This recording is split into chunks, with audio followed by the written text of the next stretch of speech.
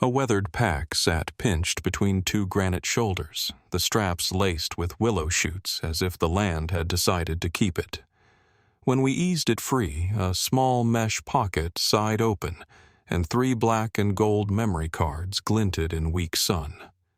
They were labeled in tidy block letters, a date, a place, the kind of quiet certainty only a meticulous man leaves behind. The breeze carried tundra scent and a dry rattle of leaves. Somewhere above us a raven turned once and went on. Before I go any further, let me know where you're listening from in the comments, and hit like and subscribe if you believe some names should never fade. I spent most of my working life measuring days by light and radio checks instead of clocks. Even after retirement, the rhythms lingered the way September falls into Alaska, with a crisp edge, the way the tundra goes from dull green to gold in a single hard frost, the way a ranger station at first light feels like a church that forgot its pews. In those weeks before everything changed, I still woke early, made coffee hot enough to sting, and walked the short gravel path behind my house to watch the park lift its face to morning. You can hear the country breathe if you stand still, the far-off groan of the river dragging stone, a fox quick-stepping through grass wind, combing the dwarf birch in long strokes. I kept a small notebook in my pocket and wrote things down. I was afraid to lose cloud ceilings, trail conditions, the name of a volunteer with good eyes, the sort of crumbs that help when the map isn't enough. That's the world Marcus loved. He wasn't one of the loud ones. Every park gets its share of swagger folks who blast into the backcountry with neon gear and big stories. Marcus didn't bring stories. He came for quiet. He'd step into the permit office with a nod, lift his pen, and fill the form like he was signing an agreement with the land itself. He and I had a comfortable routine. I'd ask how many days he planned to be out. He'd point to a valley on the map and we'd talk. Safety weather swings, bears the way the light behaves when you're miles from help. I learned to read a person by the way they listen. He listened like he was already out there.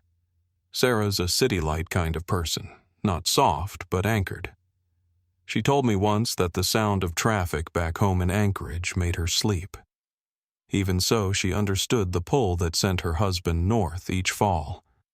I met her at the desk a handful of times when she drove up with him to drop off a roll of film for a gallery or pick up an extra fuel canister.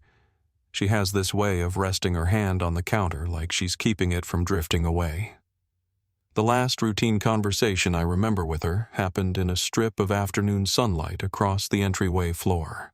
She leaned in and asked whether I preferred the little satellite beacon to the two-way unit, and I answered the way I always do, whichever one you'll actually carry when you step off the trail. We stood there, 2 women, planning for a moment we both hoped would never come. She smiled, tucked a notepad back into her bag, and joked that she would put the beacon on his toothbrush, if that's what it took. By early September, Denali puts on its best clothes. The willow turns butter yellow, the birch a deep amber, and dawn arrives so clear you can hear every river pebble. Campers talk quietly over oatmeal. Wranglers cinch straps, check hooves, then vanish into a cut of timber that swallows sound. We'd had a run of steady weather highs in the 50s lows, flirting with freezing, and the sky claimed blue most days. On a clean morning in that window, Marcus came through with a plan written in straight lines. Drive the old Forerunner up, take a light kit at a base near the Teclonica, and sit still until the country offered him something honest. We noted his 3-day check-in plan on the whiteboard, marked his first camp with a red pin, and filed him under experienced reliable. Trust isn't casual up here. It's built in miles, and he had miles. It's the little habits that make a world hold together. At the station, our kitchen calendar carried scraps of handwriting from everyone who drifted through a baked pie slice owed to Fred for fixing the generator, a borrowed pair of microspikes, a reminder to refill the med kit before snow. On my own refrigerator at home, a magnet pinned up a grocery list that never seemed to change: eggs, coffee dog food, spare headlamp batteries. My old shepherd Bindi liked to curl by the back door when I set boots out at night. That month she limped a little, but if I left the porch light on, she sighed and settled as if counting her watch done. People think the wilderness is all drama. Mostly it's steady work. I knew Marcus's cadence well enough to hear it without looking. The first check-in arrived on schedule, a simple electronic ping that told us everything and nothing. Coordinates, a canned message. Good weather. It's funny how a digit string feels like a voice when you care about the person on the other end. 3 days later, the second ping spoke the same way. Still there, still moving his lens from ridge to ridge, still finding what he came to find. I logged it, nudged the red pin a hair on our map, and went on with the business of the day. A visiting school group, a trail crew swapping chainsaw stories. A volunteer returning with wind-burned cheeks and the satisfaction that only comes from finishing a bridge where no one will ever see it. If you live long in a place like this, you catalog noises the way a violin maker understands wood. The river changes pitch as nights cool down. Caribou hooves sound like cups turned on a table when they climb stone. Wolves hush a valley even when you can't see them. Marcus's work tuned him to those registers. He loved the waiting. He told me once in his careful, almost apologetic way that you don't take a great picture so much as you make space for it to come to you. I repeated that line to a rookie ranger and watched it land. Sarah's routines lived at a different frequency, but shared the same need for order. She taught part-time at a community center, kept a small herb garden fenced against moose, and paid the mortgage early just to shove worry back a month. She didn't call the station for every little thing. She called when it mattered. "He's due Friday," she'd say, and I'd answer, "We've got him on the board." We agreed early on that if a ping ever failed to arrive, she'd give it a day before lighting the fuse. False alarms cost bodies and air hours up here, and she knew the weather and batteries play tricks. Still, when a spouse uses the word due, you hear the smallest tremor behind it. That particular week built itself out of plain things, a maintenance crew checking a culvert, a pilot drifting a hand along a wing before a short hop, a moose browsing on willow tips in the kind of light that makes every hair look silver. I drove out to a turnout one evening with a thermos and watched the mountains blue down as the sun slipped. At 54, your bones keep a record of the ground you've walked, but the cold wakes you up in a wholesome way. Somewhere behind me, a pickup door closed. On my passenger seat, the radio murmured a weather update steady through the weekend nighttime lows into the 30s, and I jotted a note to remind our trail crew to pull the extra blankets from storage. Routine is how you tell yourself you've kept the wolves outside the fence. Marcus had a habit of dropping by with a paper cup of coffee after trips, his fingers still nicked from rock and cold, his eyes a little far away as if the last hour of light was still living behind them. He'd set the cup down on the counter and tell you a story that was mostly silence, not the big kill shot, not the "you wouldn't believe it," but the wait, the day he saw nothing, and stayed anyway. The sudden moment when a shape separated from shadow and the camera shutter sounded like a small door. I admired that discipline. It takes a certain temperament to court the ordinary until it gives you something beautiful. In Anchorage, Sarah's porch faces west. If you time it right, the last slant of sun washes the small potted spruce by the steps and throws a warm stripe across the threshold. I stood there one afternoon that month to drop off a form she needed to sign a dull administrative thing, and we talked about the kind of dinner you make when you're cooking for one. She laughed when I asked whether she keeps the TV on for company. "Sometimes the radio," she said. "Classical when I want the house to sit still." Bindi leaned against my knee and accepted a scratch from her. It was a friendly stop, with no reason to cling to it in memory, except now I do the smell of lemon cleaner, the sound of a neighbor's mower, the porch light bulb fogged with tiny insect wings. The cracks don't announce themselves.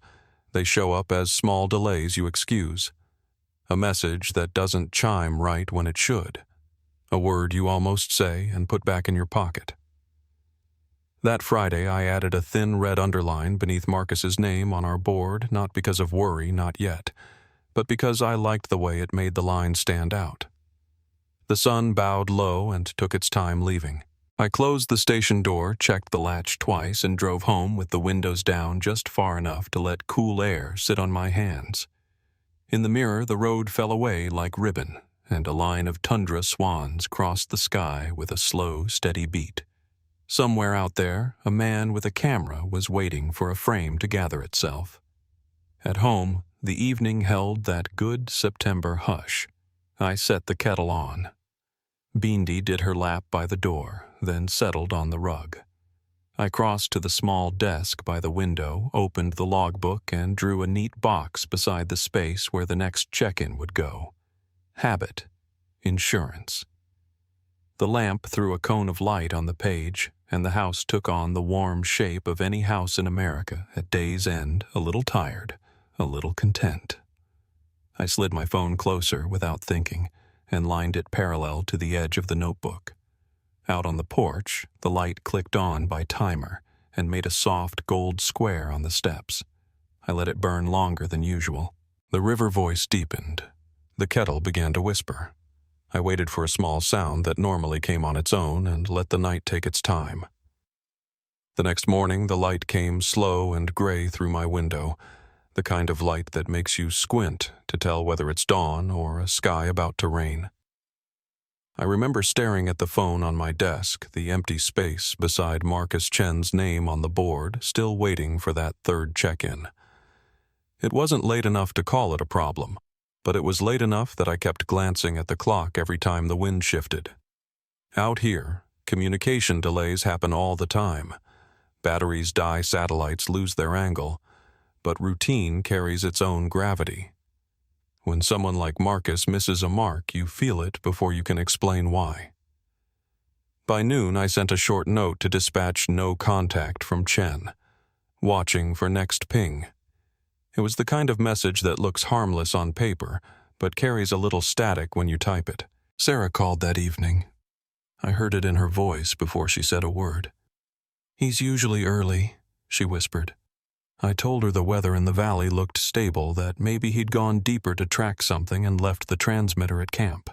She tried to agree, but silence filled the space between us like fog. When she finally said, "He never misses 2 check-ins," I wrote the date in the logbook, September 13th, 2014, and underlined it twice. I promised I'd start a field alert by morning if nothing came through overnight. After we hung up, I made another pot of coffee I didn't need and sat by the window watching the porch light burn against the dark. By first light the next day, the decision had been made. 2 rangers left ahead of me with coordinates from his last signal. I followed an hour later by helicopter strapped in beside a crate of search gear and a pilot who'd flown this kind of run too many times. Denali rolled out beneath us like an ocean of rock and tundra streaked with fog and the faint gold of autumn grass. From the air, the park always looks eternal, untouchable. But when you're looking for one man in 6 million acres, eternity feels cruelly large. We sat down near a dry riverbed, the blades beating the air until the wind took over again. The search dogs started immediately, noses down, tails low, working the perimeter around the coordinates. The air was sharp, around 40 degrees, with that wet mineral smell that lives between summer and the first snow. Marcus's camp appeared the way a painting fades in first a flash of color, then shapes, then the quiet reality of it. The tent was still upright stakes, solid, the kind of setup that said he'd expected to be back. Inside his sleeping bag was unzipped, half-rolled, still dry enough to hold its shape. A pot sat on the stove with dried noodles glued to the bottom, half-eaten. His backup cameras were laid out in a row on the bag, each lens cap in place. That was the first thing that stuck with me, the order of it. He wasn't careless. Whatever happened, it wasn't panic. His main camera was gone. The strap impressions in the dirt led out of camp for maybe 30 feet before disappearing into grass. After that, nothing. No boot prints, no drag marks, no sign of a bear. It was as if the ground had closed behind him. We searched for days. Helicopters mapped the valleys. Volunteers swept the ridgelines, and dog teams combed creek beds until their paws bled. We found tracks, but they belonged to caribou. A torn glove turned out to be from an old expedition years back. Each night we marked a little more territory in red ink on the map, all the places he wasn't. Sarah stayed in touch by satellite phone, her voice steadier than most spouses I've dealt with, but you could hear her unraveling at the edges. If he saw something worth chasing, he might have followed it, she told me. Wolves, maybe. He'd been hoping for wolves. The word hung there like a prayer she didn't mean to say aloud. By the second week, we'd covered every possible route within a 10-mile radius. The weather turned. Rain came down in thin needles that soaked through everything. We kept going until the snow line dropped and the terrain started icing over. On the 16th day, the park superintendent called the search. I stood by the tent when they packed it up, feeling a kind of guilt that has no name. Sarah met us when we brought his gear back to base. She reached into the evidence bag and touched the edge of a camera strap before we could stop her. He'd never leave that, she said softly, and then almost to herself. He must have thought he was coming right back. We both knew she was right. Winter swallowed the trail not long after. The case file thickened with reports, but the truth stayed thin. We checked crevasses, avalanche chutes, even predator dens, nothing.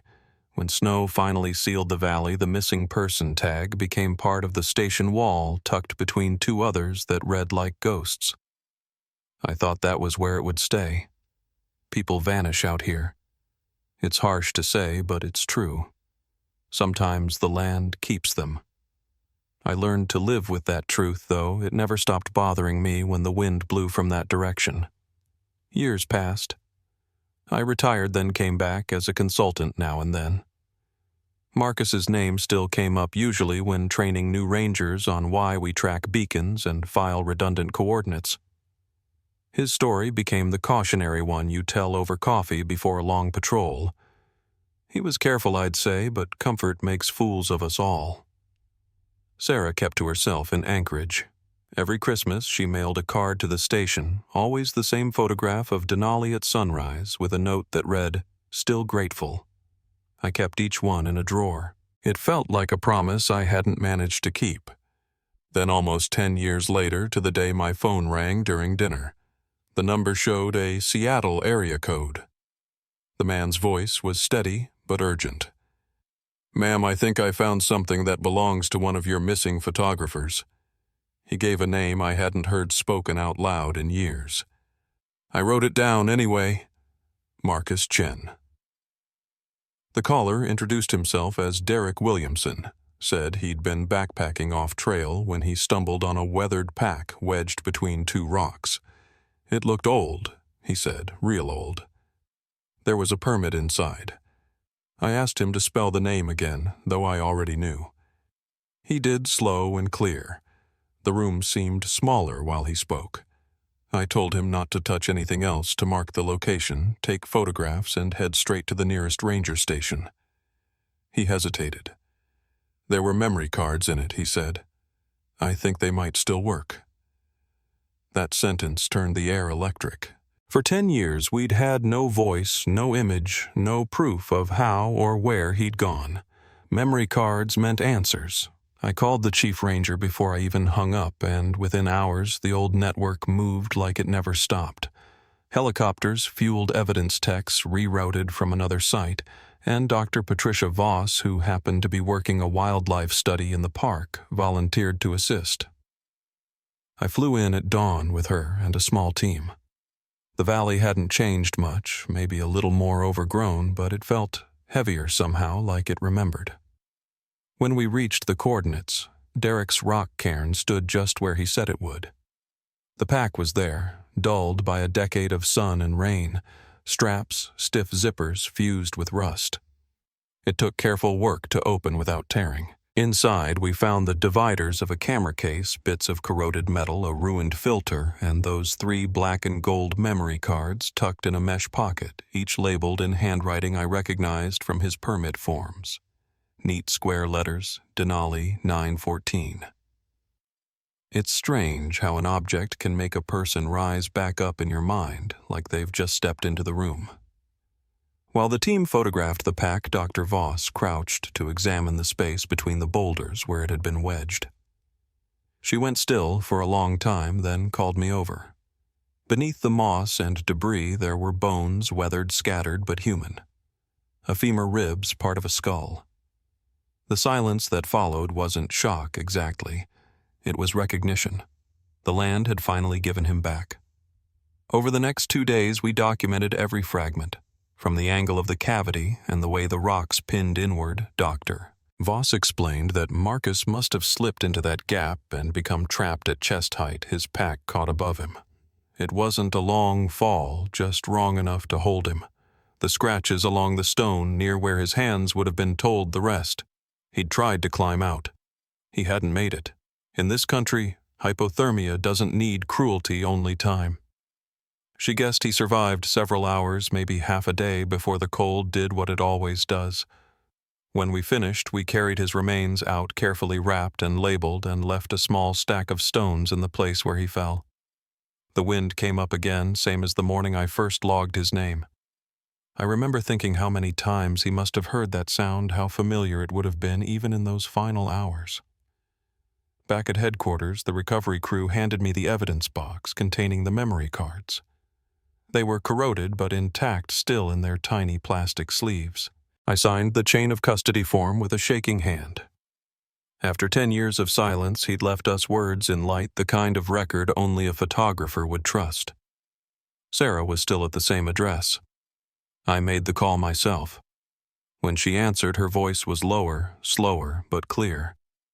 I told her we'd found his gear and that some files might be recoverable. She didn't cry, not at first. She just said, "How long do you think he was alive?" I told her we couldn't be sure, that we were bringing in experts. Only then did her breath hitch. "I just want to know if he was scared. It's the one question no report can answer, but I said we'd find out what we could." We sent the cards to Anchorage for recovery. A specialist named James Park agreed to work through the night. When I drove home that evening, the sky over the range had the same soft pink I'd seen on the last night before he went missing. The road curved through shadow, the tundra low and endless, and I found myself speaking out loud in the truck, like maybe he could hear. "We found you, Marcus," I said. "We finally found you." A week later, the call came 2 cards, partially readable. One intact with nearly 90 images and a video file. I booked the first flight out. The investigation room smelled faintly of ozone and coffee. James had set up a screen folders labeled by date, and one thumbnail open a photograph of the valley under early light, golden and whole. For the first time in 10 years, we could see what he saw. We could follow him frame by frame into those last days. And I swear, standing there in that dark room with the hum of the computer and the soft click of the keyboard, I felt the boundary between then and now thin like glass about to break. The images were waiting, and they were going to tell us everything. When James dimmed the lights, the room turned into something close to sacred. The only glow came from the monitor, a soft blue wash over the table where those 3 little memory cards sat in their plastic sleeves. You could hear the hum of the external drive, steady and patient, the kind of sound that holds its breath for you. On the wall behind him, the first image opened. Denali at dawn tundra, stretched wide and golden, the mountains sharp as blades, a single thread of mist drifting above the valley. For a long moment, nobody said a word. It was as if the room understood that speaking too soon might break something fragile. I felt it in my chest, the realization that we were looking through the eyes of a man we'd spent a decade searching for. Marcus wasn't a case file anymore. He was right there, steady behind the lens, doing what he loved. James moved slowly through the recovered images, one after another, each date stamped and numbered. Early shots showed the ordinary rhythm of his trip camp set up by the river tracks and the silt gear laid out with the precision of habit. Then came wildlife caribou mid-step across the tundra, a bull moose caught in the amber light of evening, the kind of photo you could feel in your skin. Even through the slight pixel distortion, his instinct for light was unmistakable. You could tell he wasn't chasing subjects. He was waiting for them. That patience, that faith in stillness was exactly the reason he'd gone out there alone. Sarah sat beside me. Her hands folded her face, unreadable. Every so often she'd whisper a small detail. "That's his tripod," or "He always used that blue tarp." I don't think she realized she was talking out loud. As the timeline moved forward, something shifted. The images grew closer, more focused on one stretch of valley, rougher terrain, the light harsher. James read the metadata under his breath. 9 miles north of base. Then 12. The last few days before the 12th showed a family of wolves. You could tell he'd found them by accident. First, a blur of fur through brush, then a pair of golden eyes half hidden behind stone. Each day the wolves moved a little closer to him, or maybe he to them. In one frame, the alpha female stands on a ridge looking straight at the camera. There's no aggression in her posture, only that unbroken measuring gaze. I felt the room draw in closer. Even the hum of the drive seemed quieter. Marcus had been close enough to see her breath in the cold air. He'd found what he came for. Then the sequence stumbled. A cluster of corrupted frames, color bands, tearing across the image. The next photo that appeared was darker, almost chaotic, angled down toward rocks half blurred, maybe a lens swinging from a strap. Another followed worse motion lines, a smear of shadow as if the camera was tumbling. James paused, enlarged the timestamp. September 11th, 2nd, 47 p.m. We all stared at that number, understanding without needing to say it. That was the moment everything changed. After that, the images stopped. He scrolled through the remaining file names until one at the bottom stood out marked by a small video icon. "There's one clip," he said quietly. 11 minutes. Before playing it, he turned to Sarah. "You don't have to watch." She shook her head. "Play it." Her voice didn't waver. I remember how my hand went to the edge of the table, holding steady. The screen filled with movement and sound, a shallow frame of gray stone and sky, the camera pressed against something, the view jerking now and then as if hanging from his chest. The audio was clear.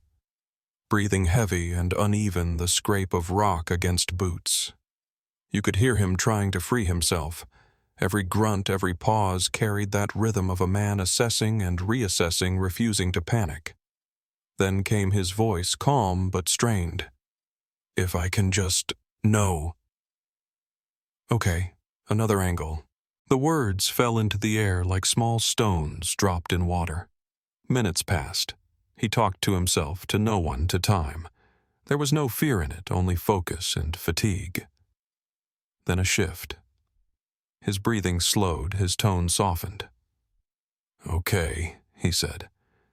"I think I need to accept that I'm not getting out of this by myself." The sound of wind rose through the crevice. A raven called once in the distance. "My beacon's in the tent," he said. "I can't reach my pack." He laughed a little, the kind of dry laugh that comes when you finally see your own mistake. "You were right, Sarah. Should have kept it with me. There's no way to explain what it feels like to hear a man's last words when you've carried his file for 10 years. It doesn't hit like you'd expect. It's not horror, it's recognition." He knew what was happening. He was clear, even reflective. He talked about the wolves, about how beautiful they were, how he'd finally gotten the photograph he'd been chasing. His voice trembled once when he mentioned her. The alpha female said she looked right at him, eyes like gold. There was pride in that even as the cold took him. Then he spoke about Sarah. He told her to save him a plate of dinner, that he'd be home soon. His voice drifted between waking and sleep, slower, softer, until the words faded into the sound of wind. The last thing he said was about the stars. "Look at that. Cassiopeia." And then nothing. When the video ended, James stopped the playback. Nobody spoke for a long time. You could hear the refrigerator hum in the hallway and the faint crackle of the fluorescent light. Sarah sat perfectly still, tears sliding without sound. Her brother David reached for her hand, but she didn't move. I kept my eyes on the blank screen, letting the silence settle because it felt like the only thing we could offer him, a moment of stillness after all the noise. Eventually, Sarah spoke, her voice raw but certain. "He was happy out there," she said. I used to say that just to comfort myself, but it was true. She asked for copies of the photographs, not the video. He wanted people to see the wolves, she said. That was his work.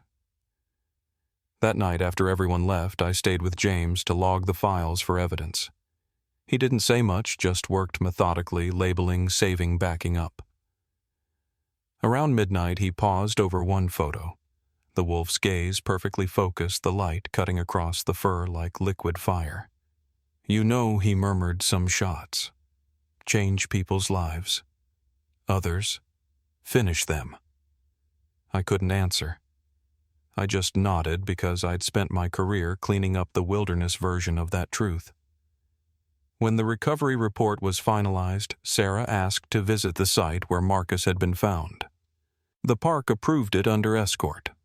I went with her and David. We hiked 6 miles in silence, the tundra brittle beneath our boots, the air thin and clean. The boulders looked ordinary until you got close and saw how they leaned together, forming that narrow pocket where he'd been trapped. She touched the stone, tracing its roughness with her fingertips. "It's not cruel," she said softly. "It's just nature." We placed a small plaque there, his name, the years, and the words, "He found his light here." When we left, the wind came up again, brushing through the valley the way it always does. Indifferent, but not unkind. The photographs were turned over to the museum in Anchorage a few months later. Sarah wanted them seen, not stored away. I helped her sort them with a curator, 37 images, each one cleaned and restored as much as possible. When they were printed full scale, they took your breath away. The landscapes felt alive, the wolves seemed to move inside the frame. At the center of the gallery hung that final portrait of the alpha female, her eyes locked on the camera, her body poised mid-step. It was the kind of image that makes you forget to breathe. People stood in front of it for long minutes, whispering, some with tears they didn't bother to hide. News spread. The story of the lost photographer whose work had survived the wilderness caught fire far beyond Alaska. For me, though, it stayed small, just a voice in the wind, a man talking himself through the dark. Every time I look at those photos, I think about how still he must have been waiting for that one perfect frame. The wilderness took him, yes, but it also kept his story safe until we were ready to hear it. One evening, months after the exhibition opened, Derek Williamson, the hiker who found the pack, came to visit. He stood quietly in front of the wolf portrait for a long while. When he turned, he looked different, older somehow, carrying the kind of weight that comes from realizing you were the hinge between silence and truth. "I almost didn't take that shortcut," he told me. "If I hadn't—" His voice trailed off. I said, "You did, though." He nodded. "Guess the mountain wanted him found." We walked out into the cold night air, the lights of Anchorage blinking below the hillside. Somewhere in the dark, snow was falling over the park again, soft and steady, erasing footprints like it always does. I thought of Marcus, how he'd watched those same flakes through the lens, how he'd seen the world not as danger or beauty, but both. When I closed my eyes, I could still hear his voice through the static of that final recording, calm, thoughtful, unafraid. It was the sound of a man who'd made peace with his place in the wild. And in that moment, I understood what Sarah meant when she said he was happy out there. The wilderness hadn't taken him. It had simply kept him until we remembered to look. When I think back on that winter after the exhibition opened, what I remember most is the light, soft, low, and lingering, the kind that makes even grief look gentle. Anchorage sat under a steady hush of snow, and yet inside the museum, Marcus Chen's photographs seemed to radiate their own warmth. Each image wolves ridgelines, the copper flare of evening tundra pulled people in and held them still. I spent more hours there than I planned to, standing off to the side like a watchman at a gate, watching strangers meet a man they'd never known. They leaned close to read the captions, whispering as though afraid to disturb something sacred. Some came because of the story, the decade of silence, the discovery, the video, but most stayed because of the work itself. The photographs carried a peace that words couldn't. Sarah told me once that Marcus had never believed in afterlives, but standing in that gallery it was hard not to feel like he'd found one. Sarah surprised everyone that season. She had always struck me as steady but private, the sort who keeps her feelings folded away like clean laundry. But the exhibition changed her. It gave her a sense of purpose again, maybe even pride. I saw her move through the crowd opening night, greeting people with the kind of composure you'd expect from someone much younger, someone untouched by what she'd endured. Every so often, she'd rest her hand on the frame of a photograph, almost as if grounding herself in the fact that it existed. She told me she'd named the show Last Light after something Marcus used to say, how the last 10 minutes before sunset held the world's truest color. I thought that was fitting. He'd been chasing that light his whole life, and in a way he'd caught it. National media picked up the story soon after, and with that came the questions, the kind that try to shape someone's tragedy into a headline. Reporters called it a love story in the wilderness or the photographer who died for the perfect shot. I suppose they meant well, but to those of us who knew him it felt smaller than the truth. Marcus hadn't gone out there looking for danger or glory. He'd gone for quiet, to watch, to witness, to belong to the land for a while. That kind of devotion doesn't fit neatly into headlines. Still, I was grateful the attention kept people coming. Each visitor meant another set of eyes on the wild he'd loved, another mind reminded that the backcountry isn't a backdrop, it's alive, unpredictable, and if you're not careful, final. Sarah worked closely with a few of us to manage the donations that followed. Folks sent checks with handwritten notes, photographs of their own hikes, even old cameras they thought should go where they'd be appreciated.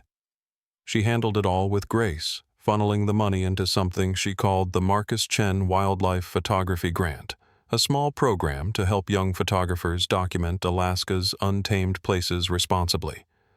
I helped her write the mission statement, making sure it spoke not about death, but about patience and respect for the land. She said it made her feel like Marcus was still teaching through her. I think she was right. In March, National Geographic ran a feature using one of his recovered wolf portraits for their cover. The issue sold out in days. The article wasn't sensational. It was careful, deliberate, much like Marcus's own style. When Sarah received her copy in the mail, she invited me to her house for coffee. The same house she'd lived in all those years, still lined with books on botany and field guides. She had the magazine laid open on the kitchen table, a neat stack of mail beside it. The cover photo was stunning, the alpha female mid-step eyes, bright as coins, snow dusting her fur. Underneath the title, a simple line read, "Photographs by Marcus Chen, recovered 2014 to 2024. Sarah ran her finger along the edge of the page. He'd have laughed at this, she said quietly. He never liked fame. I nodded, but he'd like the wolves being seen. She smiled at that. We talked for a long time that morning. She said she sometimes replayed the audio in her head, the part where Marcus described the stars, how calm he sounded near the end. It's strange, she told me. It doesn't haunt me anymore. It comforts me. He wasn't afraid. I knew what she meant. There's a certain peace that comes with truth, even when it hurts. For 10 years, we'd all carried questions we couldn't answer. Now we had something solid, a timeline, a voice, a place. In this line of work, closure is rare. When it comes, you learn to take it gently. By summer, the exhibition had traveled to Fairbanks, and the museum invited me to give a short talk about wilderness safety and the recovery process. Standing under those lights facing a crowd of strangers, I found myself speaking less about protocol and more about humility, the way the land doesn't owe us mercy. How even experience can turn against you if you forget to respect it. I told them Marcus wasn't careless, just comfortable, and that comfort can be the quietest kind of danger. People nodded, some taking notes. Afterward, a man about my age came up and said, "You make it sound like a church out there." I told him, "It is if you listen right." A year passed, then another. The wolves in the Teklenica Valley moved on generations, shifting the way they always do. The boulders where Marcus had fallen stayed marked by that small bronze plaque. Every few months, hikers would leave small offerings there, a feather, a folded photo, sometimes just a stack of stones. One winter, a ranger found a printout of that same wolf portrait laminated and tucked under the plaque, its edges pressed flat by snow. She brought it back to headquarters thinking someone had dropped it, but I told her to leave it be next time. Some gestures are meant to stay where they land. When the 10th anniversary of the discovery came around, Sarah called and asked if I'd join her for one last visit to the site. She'd spent months learning photography herself. She said it helped her feel closer to him. "I finally understand why he loved waiting for light," she told me on the drive out. "You don't see it until you stop trying to chase it." The trail was frozen hard, the air bright and thin. We hiked in silence for most of it, her small camera swinging from her neck. When we reached the spot, she took a slow breath, then crouched between the stones and placed a single photograph there, a dawn shot of the valley taken from almost the same vantage point Marcus had once used. Gold mist, long shadows, the faint outline of mountains waking behind the clouds. She whispered something I couldn't hear and brushed the snow from her gloves. We stood there for a long time without speaking, just listening to the wind as it threaded through the willows. On the hike back, the sky turned pale and the temperature dropped fast. Sarah walked ahead of me, her steps sure but unhurried. I thought about the first time I'd met her 10 years younger, holding out a photograph of Marcus for the missing person bulletin, her eyes red from sleepless nights. The woman walking in front of me now was different, older, yes, but lighter somehow, as though she'd finally put down the weight she'd been carrying. I realized then that closure doesn't mean forgetting. It means learning to live beside the memory without letting it consume you. When we reached the trailhead, the sun was setting in that same slow, deliberate way Marcus had loved. The valley behind us glowed amber, fading into blue. Sarah looked back once, then turned to me. "He'd say the light was perfect right now," she said. "He'd tell me to take the shot." She lifted her camera, framed the horizon, and pressed the shutter. The sound was small, almost like a sigh, but it seemed to echo across the snow. That night, back in town, we shared dinner at a small cafe near the water. We talked about ordinary things, her daughter in Portland, my work with new rangers, the price of gas. But when the check came, she slid a folded piece of paper across the table. It was a letter dated the week after the exhibition first opened, written by a visitor she'd never met.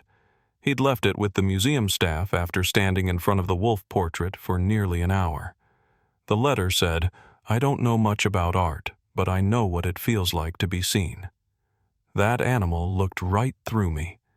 Your husband caught something the rest of us spend our lives missing." Sarah smiled as I read it. "That's what I want the grant to do," she said. "Help someone else find what he found." We walked out into the cold, the air clear enough to see faint stars over the bay. Somewhere beyond them lay the same constellation Marcus had spoken of, Cassiopeia, and for a moment I could almost hear his voice again, soft and certain, naming the shapes in the sky. Sarah tilted her head back to look. "There it is," she said. "Same stars, different eyes." I nodded, feeling that quiet truth settle between us. The world hadn't moved on. It had just carried his story forward in its own slow way.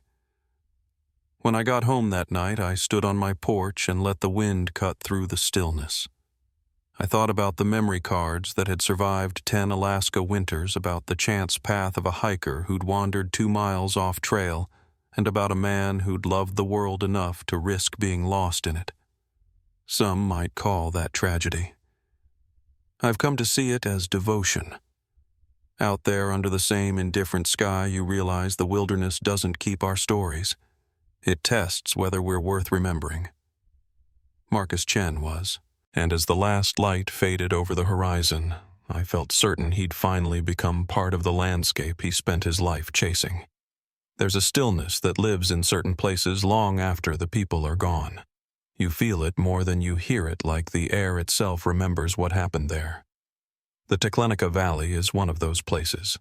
Every few years I make the drive North Park at the same turnout and walk out to the ridge where you can see the sweep of land that took Marcus Chen. I never go alone. Sometimes Sarah joins me, sometimes a young ranger who's never been there before. It's not an official duty anymore, it's more of a quiet ritual, a reminder that even the most beautiful places can turn on you if you stop listening. Sarah moved to a smaller house after that final visit.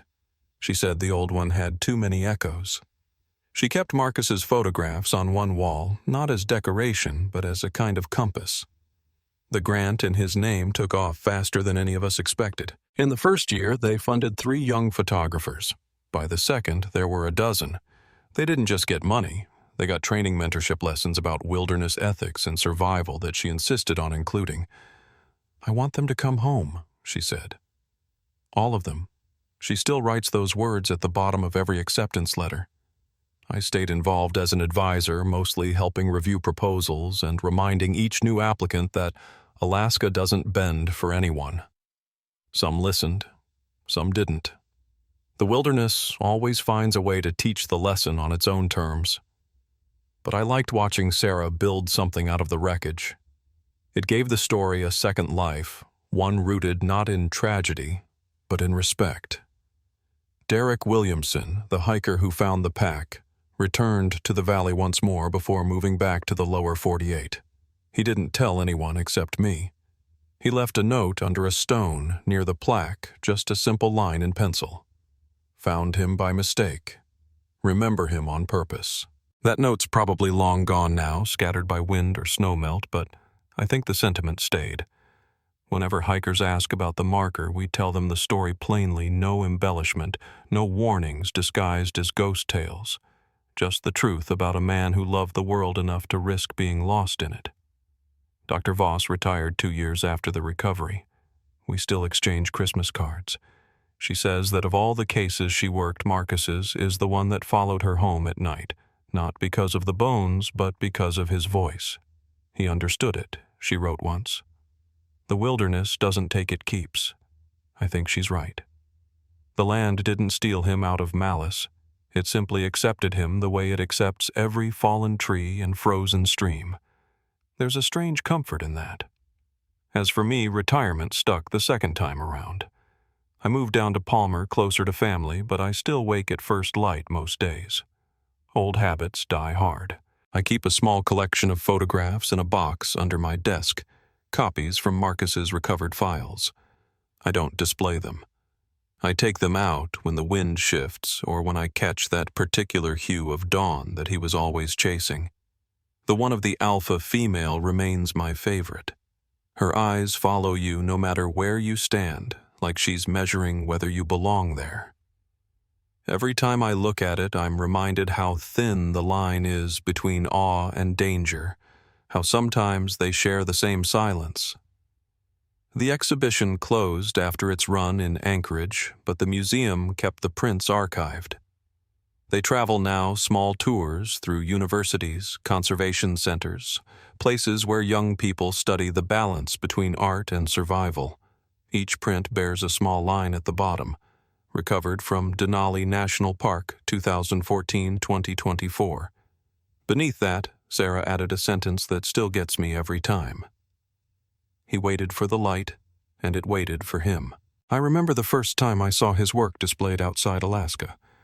It was in a museum in Oregon near where Sarah's daughter lives.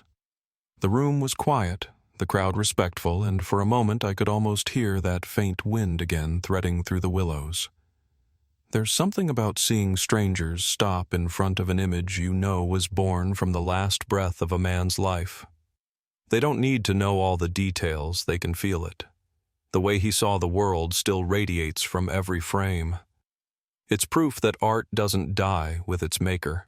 It just keeps traveling, passing from one set of eyes to another. In interviews, people often ask Sarah what she regrets most. She always says the same thing, that he left his satellite beacon in the tent. It's a small oversight, one decision among thousands that led him there. But she never blames him. He thought he was coming right back, she says.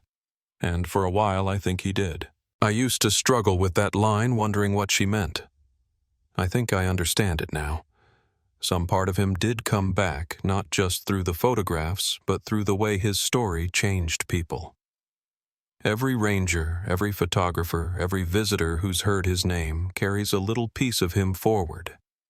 That's what survival looks like in its own quiet form. The Park Service used his case to update safety protocols. Now, every backcountry permit includes mandatory training on satellite communication and solo travel risk. It's not flashy, but it saves lives. Whenever a new recruit complains about the extra paperwork, I tell them about Marcus, not to scare them, but to remind them that experience doesn't make you invincible. Familiarity can be the most dangerous thing in the wild. It lulls you into thinking the land is your friend. It's not. It's something you earn the right to stand in one careful step at a time. Years later, when Sarah's health began to fade, she asked me to scatter her ashes near the same ridge where Marcus fell. She said she wanted to face the mountains the way he did, wide open, no fences. We honored that wish on a calm September morning, the anniversary of the day he died. There were only a few of us family, a handful of rangers, and one of the grant recipients who'd grown close to her. The air was still and sharp, the sun just brushing the peaks. We stood there for a long while after each of us lost in our own kind of silence. It didn't feel like sorrow, not really. More like balance. Like the land had finally finished what it started. I've lived long enough to know that closure isn't something you find, it's something you make peace with. The world keeps moving whether you're ready or not. The best you can do is honor what was lost by carrying it gently. Marcus's story taught me that. Every time I walk through that valley, I feel the same quiet weight in my chest, a mix of respect, grief, and a strange kind of gratitude. He reminded us all that beauty and danger often share the same border, and that crossing it requires both humility and grace. Sometimes on still nights, I'll step outside and look for the constellation he named in his final words. Cassiopeia, 5 bright stars bent like a crown. It shows up right over the ridge if the clouds stay clear. When I find it, I think of him lying there cold, setting in, still finding the stars. There's something almost defiant about that, to die and still look up. Maybe that's the truest form of faith, not in heaven, but in the world itself. The older I get, the more I understand what he was trying to capture, the fleeting seconds when the world holds its breath, when the light breaks just right and everything feels connected. Those moments don't belong to any one person. They pass through us like wind through the grass, leaving only a trace of who we were. Marcus's trace just happened to be carved in light. And that's how I like to remember him, not as the man we lost, but as the one who waited long enough to see the world exactly as it was. The wilderness didn't erase him. It preserved him frame by frame until we were ready to listen. If this story stayed with you, share it not for views, not for noise, but so no one's name gets lost to the dark. Somewhere out there, under that same indifferent sky, a camera waits for dawn, and a man like Marcus still waits for the light.